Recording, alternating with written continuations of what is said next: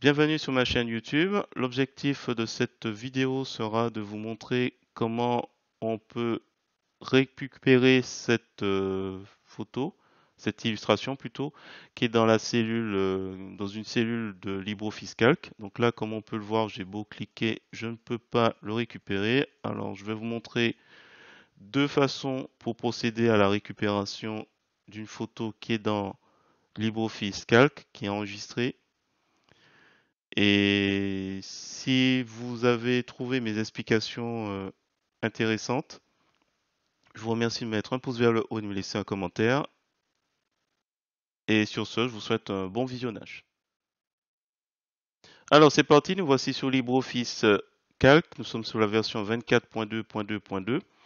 Nous allons juste agrandir la ligne 8 et la colonne, allez, E. Je les agrandis. L'idée, c'est que je vais mettre une image ici. Donc, je suis sur la cellule E8. J'insère en allant dans le menu Insérer image et je vais insérer cette image. Donc, on voit qu'elle est beaucoup plus grande que la cellule. Si vous faites un clic bouton droit à la souris, vous pouvez adapter la taille de cette illustration à la cellule. Hop. Deuxième élément. Donc là, je vais cliquer à ailleurs. Je peux la déplacer jusqu'à présent. On voit qu'il y a l'encre qui se place directement dans la cellule. Ça, c'est un point de vigilance à avoir, un point d'attention plutôt. Donc, il est ancré à la cellule. Et vous pouvez aussi, toujours avec un clic bouton droit de la souris, envoyer à l'arrière. Donc, la question, c'est comment peut-on récupérer une illustration, une photo qui est en arrière-plan. Comme on peut le voir, je ne peux plus le sélectionner comme tout à l'heure. Donc, le déplacer comme je souhaite. Il y a deux possibilités. Il y a celle de la barre outils qui chez moi, la barre outils dessin qui est chez moi en bas bloquée et qui a la possibilité ici, donc là il est pas en surbrillance, si je clique, hop, il me propose un curseur spécifique au dessin. Donc je peux entourer mon élément et retrouver la possibilité de retravailler comme ça. Bon, voilà, je vais le repositionner histoire qu'on puisse bien voir qu'on peut. Je clique ailleurs. Là, on voit que mon curseur n'est plus sélectionné. Donc là, toujours pareil, on peut. Alors, ce qu'on peut faire en revanche, c'est saisir du texte dans la cellule, mais ça n'affecte pas notre image. Deuxième possibilité de sélection. Alors, si vous en trouvez d'autres, n'hésitez pas. Il y a aussi dans ici le navigateur. Donc, si vous n'avez pas ça, c'est le volet latéral. Cliquez ici, c'est que c'est pas activé ici, volet latéral.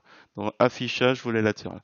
Et vous descendez sur le navigateur, la petite boussole, et vous regardez, il y a une image. Et quelle est cette image? Quand je double-clique, hop, il se sélectionne pour moi. Enfin, il sélectionne. D'où l'intérêt, alors ça je le fais pas, mais ça pourrait être intéressant de donner une meilleure image. Illustration, alors je l'ai fabriqué avec idéogramme. J'ai fait un point AI que j'ai fait déjà une vidéo sur ça. Voilà. Et du coup, là, voilà, on a le nom. Et quand on revient, ce sera plus facile si vous avez plusieurs images, retrouver l'image en question. Voilà. Et du coup, bien sûr, une fois que vous l'avez, on va prendre celle-ci pour changer. Une fois que vous avez cette image sélectionnée, vous pouvez faire plein de choses, comme par exemple l'enregistrer dans le menu contextuel. Hop, enregistrer et alors pas PNG mais c'était du JPEG, ça va rester du JPEG. JPEG, PNG, je le vois, JPEG, il est là. Voilà. Voilà, vous avez donc plein de possibilités. Vous mettez un nom, vous enregistrez.